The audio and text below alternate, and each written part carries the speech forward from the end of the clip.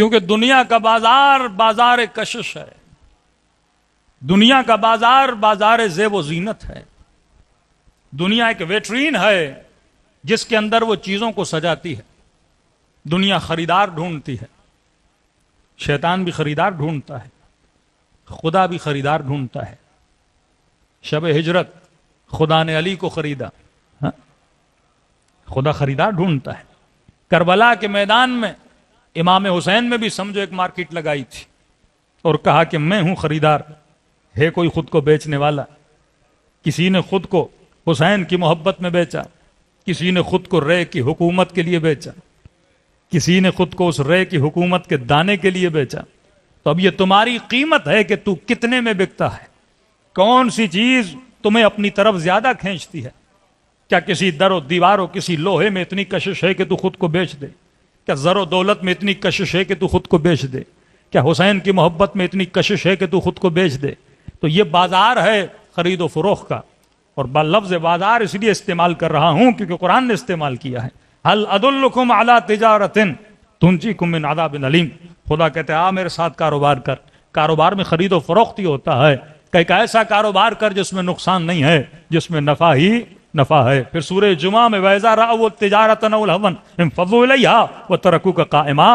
اے حبیب جب یہ تجارت کو دیکھتے ہیں تو تجھے تک و تنہا چھوڑ دیتے ہیں اور یہ بھاگے بھاگے تجارت کی طرف جاتے ہیں۔ تو کچھ وہ ہیں جنہیں تجارت اپنی طرف کھینچتی ہے، کچھ وہ ہیں جنہیں رسول اپنی طرف کھینچتے ہیں۔ یہی معاملہ جنگ احد میں تھا۔ کچھ وہ تھے جنہوں نے احد کی پہاڑی کو نہیں چھوڑا، جن کو رسول اپنی طرف کھینچ رہے تھے، اور کچھ وہ تھے جنہیں مال غنیمت اپنی طرف کھینچتا ہوا چلا گیا۔ تو یہ وجود انسان ہے۔ سوال یہ ہے کہ مجھے کون اپنی طرف کھینچ رہا ہے؟ یہ کھچاؤ مجھے اپنے وجود میں دیکھنا ہے، اور یہی خطرناک مقام ہے کہ انسان اپنی قلب کی طرف رجوع کرے اور یہ دیکھے کہ میرے قلب کی دکان میں کون سی چیز ہے جس نے مجھے اپنی طرف کھچاؤ پیدا کیا ہوا ہے۔ اگر ان غلط چیزوں کو نکالوں گا نہیں تب تک میں اس سے چھٹکارا نہیں پاؤں گا۔ تو کسی کی قلب میں خدا نے بسیرا کیا ہوا ہے، کسی کی قلب میں محبت حسین نے بسیرا کیا ہوا ہے، کسی کی قلب میں ولایت امیر المومنین نے بسیرا کیا ہوا ہے، کسی کے قلب میں جذبہ شہادت نے بسیرا کیا ہوا ہے، اور کچھ وہ ہیں جو دنیا کی حکومت کے لیے اپنی جانوں کو دیتے ہیں،